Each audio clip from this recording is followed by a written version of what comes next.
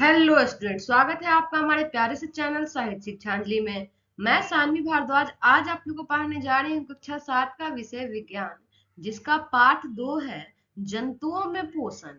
आज इस वीडियो में मैं इस पाठ के सभी प्रश्नों का उत्तर करवाऊंगी। तो चलिए प्रश्न संख्या 1 की तरफ। प्रश्न संख्या 1 में है कि खाली स्थानों को भरिए। नीचे दिए गए कुछ प्रश्न है और उसमें दिए गए खाली स्थान है, उसको हमें भरना है। तो पहला प्रश्न है कि मानव शरीर की सबसे बड़ी ग्रंथि डैश है। तो इसका उत्तर होगा कि मानव शरीर की सबसे बड़ी ग्रंथि यकृत है। दूसरा है कि मनुष्य में भोजन का पाचन डैश में शुरू होकर डैश में पूरा होता है। तो मुख से शुरू होकर छोटी आंत में पूरा होता है। तीसरा प्रश्न है कि अमाशय में हाइड्रोक्लोरिक अम्ल एवं डैश का प्रभाव होता है जो भोजन क्रिया कराते हैं। तो इसका उत्तर होगा कि अमाशय में हाइड्रोक्लोरिक अम्ल एवं पोप्सिन यानी कि श्लेष्मा का प्रभाव होता है जो भोजन क्रिया करते हैं।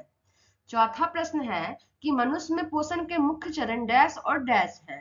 तो मुख्य चरण ना अवशोषण और परिवहन है। पांचवा प्रश्न है कि अमीबा अपने भोजन को डैश की सहायता से ग्रहण करता है।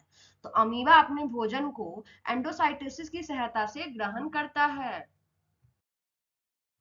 प्रश्न संख्या 2 में है कि सही विकल्प पर सही का चिन्ह लगाइए। नीचे दिए गए कुछ प्रश्न हैं और उसके दिए गए कुछ विकल्प हैं, जो सही है उसके आगे हमें सही का चिन्ह लगाना है।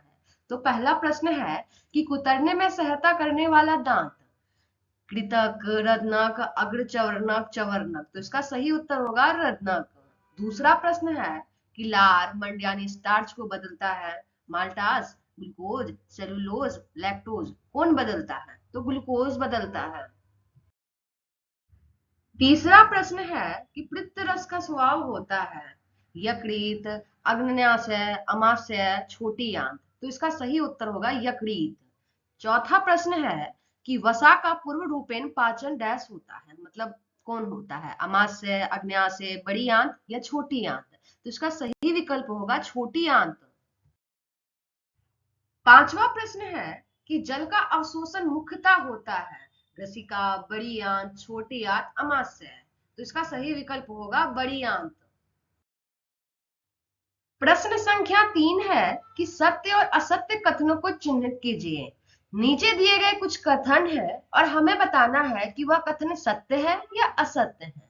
तो पहला कथन है कि अमाशय में हाइड्रोक्लोरिक अम्ल का स्वभाव होता है। तो यह कथन सत्य है। दूसरा कथन है कि पित्त रस में प्रोटीन का पाचन होता है। तो नहीं, नहीं होता है। तो यह कथन असत्य है। तीसरा कथन है कि प्रोटीन का पाचन मुख से आरंभ हो जाती है। नहीं, ये भी असत्य है। चौथा कथन है कि जुगाली करने वाले निगली हुई घास को पुनः अपने मुख में लाकर धीरे धीरे चबाते हैं। तो हाँ, यह कथन सत्य है। प्रश्न संख्या 4 में है कि कॉलम ए के कथनों का मिलान कॉलम बी से कीजिए। नीचे दिए गए कुछ कथन है कॉलम ए में और कॉलम बी में, और हमें उस कथनों का मिलान करना है। तो पहला है कि कार्बोहाइड्रेट, इसका सही होगा शकरा। दूसरा है कि प्रोटीन, तो प्रोटीन का होगा अमीनो अम्ल। तीसरा है वसा, तो वसा का होगा वसा अम्ल एवं ग्लिसरॉल। चौथा है पितरस, तो पितरस का होगा पित्ताशय।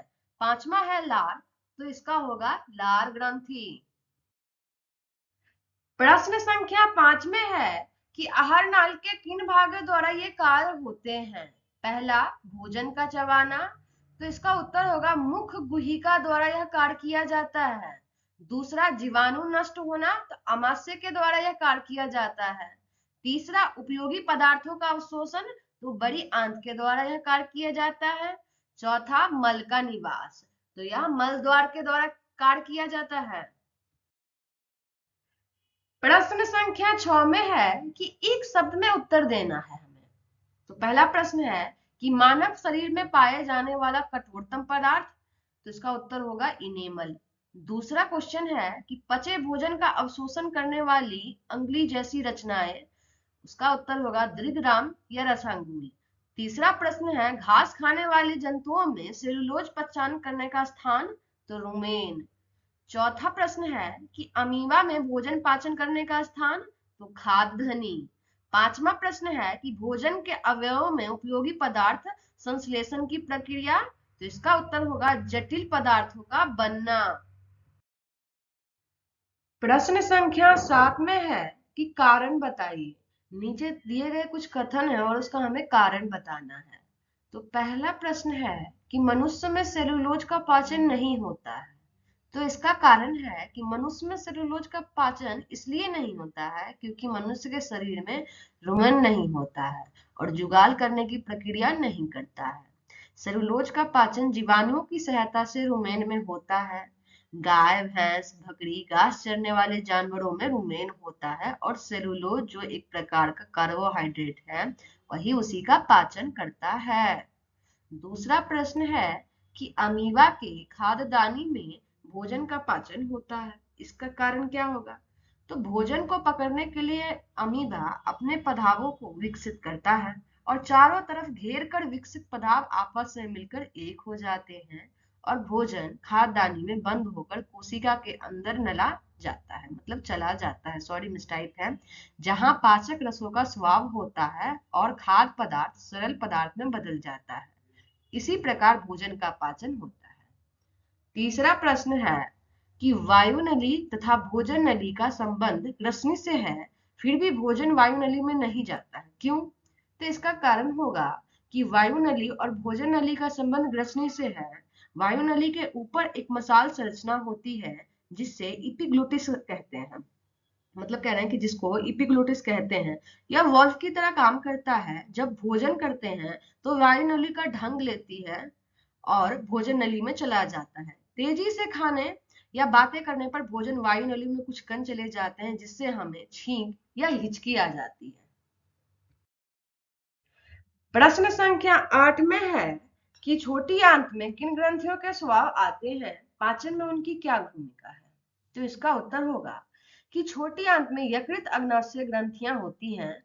यकृत अमाशय के ऊपरी भाग में दाहिनी ओर स्थित है। इससे पित्त स्रावित होती है। पित्त वसा का पाचन करती है। अग्नाशय यह अमाशय के ठीक नीचे रहता है। इससे अग्नाशय की रस निकलता है जो वसा, कार्बोहाइड्रेट और वसा को सरल रूप में परिवर्तित करती है।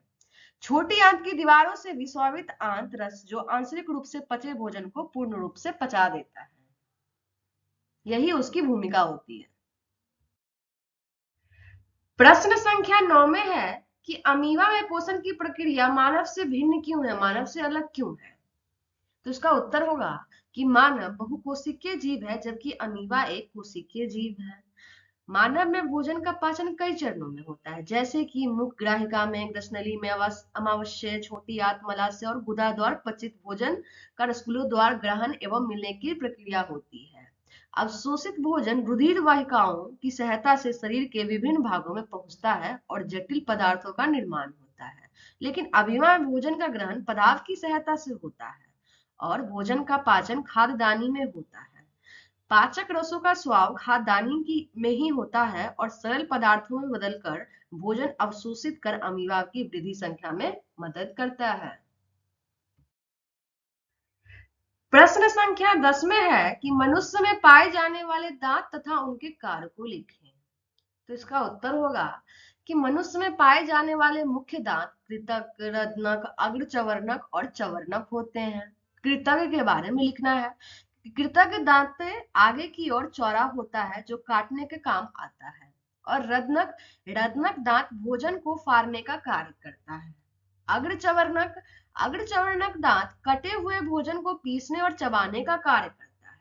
चवर्णक दांत का यह कार्य है कि ये भी भोजन को अच्छी तरह से चबाने और पीसने का ही कार्य करता है। यह जो पाठ 2 था, जंतुओं में पोषण, इस पाठ के सभी प्रश्नों का प्रश्नोत्तर मैंने बहुत ही आसान भाषा में करा दिया है। आशा करते हो कि आप लोग को समझ में आ गया हो और समझने में थोड़ी सी भी हेल्प मिली हो तो वीडियो को लाइक करें, चैनल को सब्सक्राइब करें तथा अपने दोस्तों में शेयर करें। तब तक के लिए जय हिंद, जय भारत।